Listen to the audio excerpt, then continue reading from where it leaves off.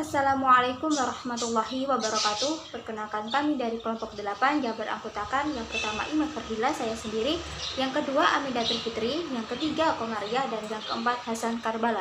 Di sini kami akan menerangkan tentang teori interaksi simbolik dari George Herbert Mead. Yang pertama ialah tentang akar historis utama teori George Herbert Mead. Teori George Herbert Mead menggunakan istilah interaksi simbolik dalam sosiologi. Komunikasi yang berlangsung dalam tatanan interpersonal, tatap muka, dialogis, timbal balik dinamakan interaksi simbolik. Kini interaksi simbolik telah menjadi istilah komunikasi dan sosiologi yang bersifat interdisipliner atau udah bersifat umum. Objek materialnya pun sama, yakni manusia dan perilaku manusia. Interaksi adalah istilah dan garapan sosiologi, sedangkan simbolik adalah garapan komunikologi atau ilmu komunikasi. Kontribusi utama sosiologi pada perkembangan ilmu psikologi sosial yang melahirkan perspektif interaksi simbolik.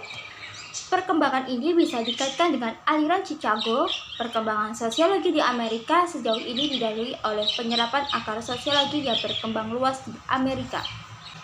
Dalam sosiologi banyak sekali teori dan perspektif. Ada yang menggunakan perspektif evolusionisme, interaksionisme, fungsionalisme, teori konflik, pertukaran, dan ada juga yang menggunakan pembagian dalam perkembangan George Ritzer, yakni mengenai fakta sosial, definisi sosial, dan perilaku sosial.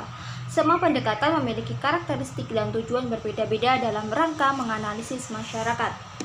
Salah satu teori sosiologi yang cukup berpengaruh adalah interaksi simbolik, yang fokus pada perilaku peran, interaksi antar individu, serta tindakan-tindakan dan komunikasi yang dapat diamati.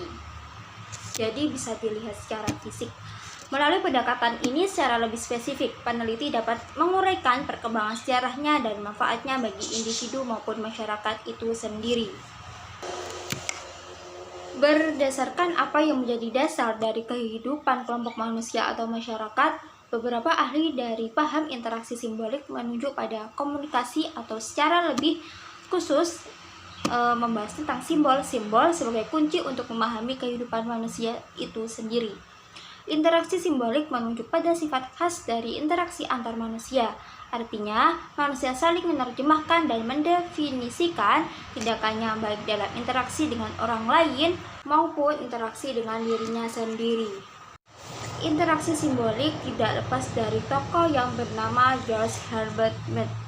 George Herbert Mead membagi akar intelektual interaksi simbolik menjadi dua, yakni filsafat pragmatisme dan behaviorisme psikologis. Selanjutnya, saya Komaria akan menjelaskan tentang akar historis utama dari George Herbert Mead yang terpenting dari interaksionisme simbolik yang terbagi menjadi dua, yaitu filsafat pragmatisme dan behaviorisme psikologis.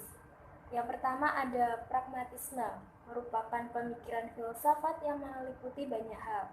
Terdapat beberapa aspek pragmatisme yang mempengaruhi orientasi sosiologis yang dikembangkan oleh Mead.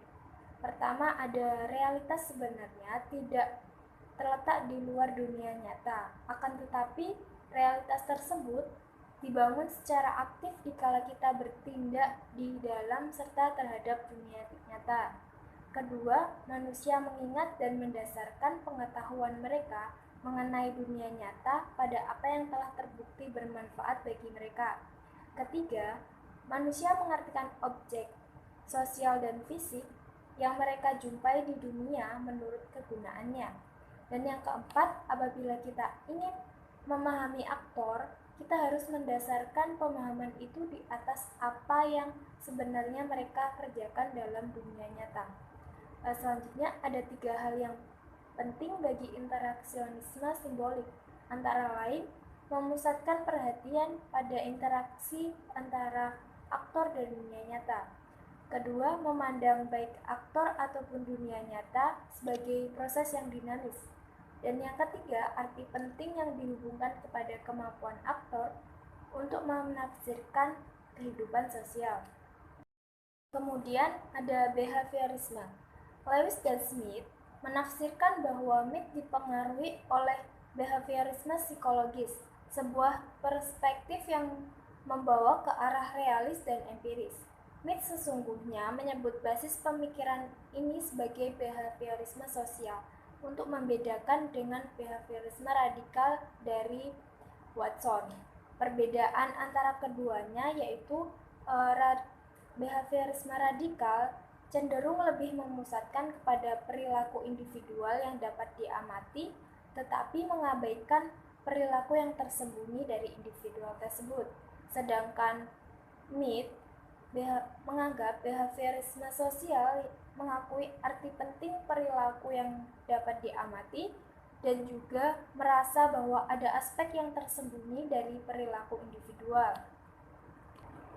Selain itu, Mead dan behaviorisme radikal juga memiliki berbeda pemikiran mengenai hubungan antara manusia dengan perilaku binatang.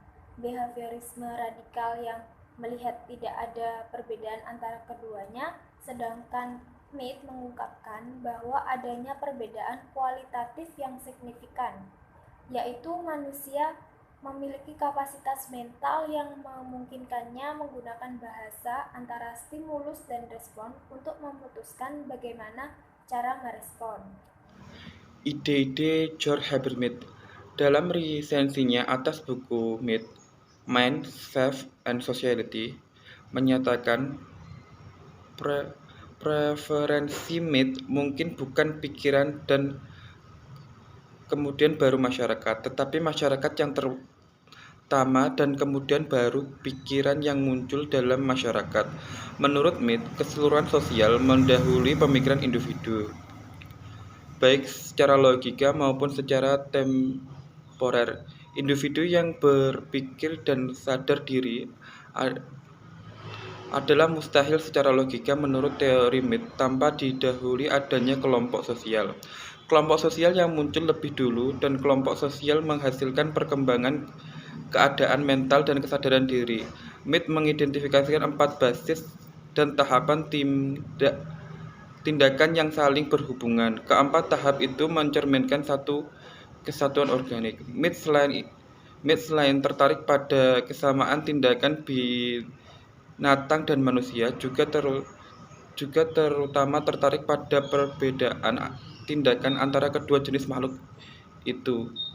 Impuls tahapan pertama adalah dorongan hati yang meliputi rangsangan spontan yang berhubungan dengan alat indera dan reaksi aktor terhadap rangsangan kebutuhan untuk melakukan sesuatu terhadap rangsangan itu. Rasa lapar adalah contohnya yang tepat dan impuls preferensi. Aktor menyelidiki bereaksi terhadap rangsangan yang berhubungan dengan impuls. Dalam hal ini, rasa lapar dan juga berbagai alat yang tersedia untuk memuaskannya. Manusia mempunyai kapasitas untuk merasakan dan memahami stimulus pendengaran, senyum, dan rasa sebagai manipulasi. Tahap ketiga adalah manipulasi. Segera setelah impuls menyatakan dirinya dari sendiri dan objek telah dipahami, langkah selanjutnya adalah manipulasi objek atau mengambil tindakan berkembang dengan objek itu. Di samping keuntungan mental, manusia mempunyai keuntungan lain ketimbang binatang, komunikasi, yakni tahap keempat. Tindakan pelaksanaan komunikasi mengambil tindakan yang memuaskan dorongan hati. Sebenarnya baik manusia maupun binatang mungkin memuaskan dorongan hati yang manusia maupun binatang, tetapi manusia lebih kecil kemungkinan memakan cendawan beracun karena kemampuan untuk memanipulasi cendawan dan memikirkan mengenai implikasi dari memakannya. Sikap-sikap gestur. Gestur gerakan organisme pertama yang bertindak sebagai rangsangan khusus yang menimbulkan tanggapan secara sosial yang tepat dari organisme kedua. Berikut ini adalah contoh terkenal mit yang tentang kelahiran anjing dilihat dari perspektif isyarat. Tindakan masing-masing anjing menjadi rangsangan untuk anjing lain dalam memberikan tanggapannya. Fakta itu menunjukkan bahwa anjing yang siap menyerang anjing lain akan menjadi rangsangan bagi anjing lain untuk mengubah posisi atau sikapnya. Begitu perubahan sikap itu terjadi di pihak anjing kedua, maka anjing pertama pun mengubah sikapnya. Mit menamakan apa yang terjadi pada situasi itu. Situasi ini sebuah percakapan isyarat. Gerakan isyarat anjing pertama secara otomatis mendapatkan gerakan isyarat dari anjing kedua. Tak ada proses berpikir yang terjadi di kedua belah pihak anjing itu. Manusia kadang-kadang terlibat dalam percakapan isyarat tanpa berpikir seperti itu. Contohnya dalam pertimbangan tinju, agar di mana banyak tindakan reaksi yang terjadi di mana seorang petinju secara naluriah menyesuaikan diri terhadap petarung kedua. Tindakan tanpa disadari tersebut disebut mit sebagai isyarat non-signifikan. Apa yang membedakan manusia dari dan binatang adalah kemampuan untuk menggunakan gerak isyarat yang disignifikan atau memerlukan pemikiran di kedua belah pihak aktor sebelum bereaksi. Isyarat sangat penting perannya dalam pengembangan isyarat yang signifikan, namun tak semua isyarat suara adalah signifikan, khususnya manusia di bidang isyarat bahasa. Pada hakikatnya yang bergantung jawab atas asal mula pertumbuhan masyarakat pengetahuan manusia sekarang dengan seluruh kontrol terhadap alam dan lingkungan dimungkinkan berkat ilmu pengetahuan.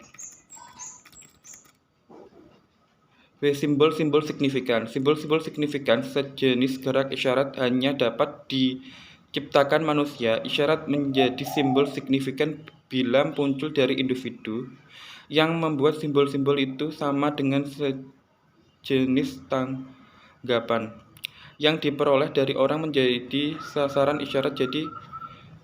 Jadi di sini dapat disimpulkan simbol-simbol signifikan ada dua, yaitu simbol bahasa dan simbol isyarat fisik. Simbol fungsi bahasa dan simbol fisik signifikan pada umumnya adalah menggerakkan tanggapan yang sama di pihak individu yang berbicara dan juga pihak lainnya. Pengaruh lain dari bahasa merangsang orang yang berbicara dan orang yang mendengarkan simbol isyarat fisik, menciptakan peluang di antara individu yang terlibat dalam tindakan sosial tertentu dengan mengacu pada objek-objek yang menjadi sasaran tindakan itu. Dengan demikian, maka cenderung yang tak disengaja mungkin disebut untuk mencegah seorang anak kecil terlalu dekat di tempat jurang, dan cara demikian mencegah berada dalam situasi yang secara potensinya berbahaya. Pikiran atau mit. Definisikan mit pikiran atau mind. Didefinisikan mit sebagai proses percakapan seorang dengan dirinya sendiri, tidak ditemukan di dalam diri individu. Pikiran adalah fenomena sosial. Pikiran muncul dan berkembang dalam proses sosial dan merupakan bagian integral dari proses sosial, dan karakteristik istimewa, dan pikiran adalah kemampuan individu untuk muncul dalam dirinya sendiri. Tindakan hanya respon saja, tetapi juga respon komunitas secara keseluruhan. Itulah yang kita namakan pikiran diri atau self. Pada dasarnya, diri adalah kemampuan untuk menerima diri sendiri sebagai sebuah objek. Diri adalah kemampuan khusus untuk menjadi subjek maupun objek, untuk mempunyai diri individu. Individu harus mencapai keadaan di luar dirinya sendiri, sehingga mampu mengevaluasi diri sendiri maupun menjadi objek bagi dirinya sendiri. Dalam bertindak rasional ini, mereka mencoba memeriksa diri sendiri secara impersonal, objek, dan tanpa emosi. Mead mengidentifikasikan dua aspek fase diri yang dinamakan I dan me. Mead menyatakan diri pada dasarnya diri adalah proses sosial yang berlangsung dalam dua fase yang dapat dibedakan. Perlu diingat bahwa I dan me adalah proses yang terjadi di dalam proses diri yang lebih luas. Keduanya bukan sesuatu. Masyarakat. Pada tindakan paling umum, Mead menggunakan istilah masyarakat atau sociality, yang berarti proses sosial tanpa henti yang hendaknya di pikiran dan diri masyarakat penting perannya dalam membentuk pikiran dan diri di tingkat lain. Menurut Mead, masyarakat mencerminkan sekumpulan tanggapan teorganisir yang diambil alih oleh individu dalam bentuk aku atau me. Subbab yang ketiga yaitu prinsip-prinsip interaksionisme simbolik. Ada beberapa perbedaan signifikan dalam interaksionisme simbolik sebagai berikut. Beberapa tokoh interaksionisme simbolik telah mencoba menghitung jumlah prinsip dasar teori ini, yang meliputi 1. Tak seperti binatang, bahwasanya manusia dibekali kemampuan untuk berpikir. Dan yang kedua, kemampuan berpikir dibentuk oleh interaksi sosial. Dan yang ketiga, dalam interaksi sosial, manusia mempelajari arti dan simbol yang memungkinkan mereka menggunakan kemampuan berpikir mereka yang khusus itu. Dan yang keempat, makna dan simbol memungkinkan manusia melanjutkan tindakan khusus dan berinteraksi. Dan yang kelima, yaitu manusia mampu mengubah arti dan simbol yang mereka gunakan dalam tindakan dan interaksi berdasarkan penafsiran mereka tahap situasi. Dan yang keenam, yaitu manusia mampu membuat kebijakan, modifikan, dan perubahan. Dan yang terakhir, pola tindakan dan interaksi yang saling berkaitan akan membentuk kelompok dan masyarakat. Dalam kapasitas berpikir, pikiran menurut interaksionisme simbolik sebenarnya berhubungan dengan setiap aspek lain, termasuk sosialisasi, arti, simbol, diri, interaksi, dan juga masyarakat. Berpikir dan berinteraksi, manusia yang hanya memiliki kapasitas umum untuk berpikir, pada umumnya kapasitas ini harus dibentuk dan diperluas dalam proses interaksi sosial. Pandangan ini menyebabkan teoritis interaksionisme simbolik memusatkan perhatian pada bentuk khusus interaksi sosial, yakni sosialisasi, dan bagi teoritis simbolik adalah proses yang lebih dinamis yang memungkinkan manusia mengembangkan kemampuan untuk berpikir, untuk mengembangkan cara hidup manusia tersendiri. Sedangkan interaksi adalah proses di mana kemampuan berpikir dikembangkan dan diperlihatkan. Blumer mengikuti Mead membedakan dua bentuk interaksi yang relevan dikemukakan di sini. Yang pertama, interaksi non-simbolik, yaitu percakapan atau gerak isyarat menurut Mead tidak melibatkan pemikiran. Dan yang kedua yaitu interaksi simbolik, memerlukan proses mental. Dan yang keempat yaitu menuju interaksionisme simbolik yang makin, sintetik dan integratif. Ketika berkembang berdasarkan arahan Blumer, interaksionisme simbolik jelas bergeser ke arah analisis mikro. Penekanan pada analisis mikro sebenarnya bertolak belakang dengan judul buku Herbert Mead. Selain upaya terus-menerus menyintesiskan karya dalam interaksionisme simbolik, dan pula upaya mendefinisikan kembali pemikiran utama Mead karena mempunyai orientasi yang lebih integratif ketimbang yang dibayangkan orang. Seperti terlihat sebelumnya, meski Mead kurang memperhatikan fenomena tingkat makro, namun dalam pemikirannya mengenai pikiran, diri, dan masyarakat banyak yang menunjukkan adanya integrasi teori sosiologi. Sekian, terima kasih presentasi dari kelompok kami. Kurang lebihnya mohon maaf. Wassalamualaikum warahmatullahi wabarakatuh.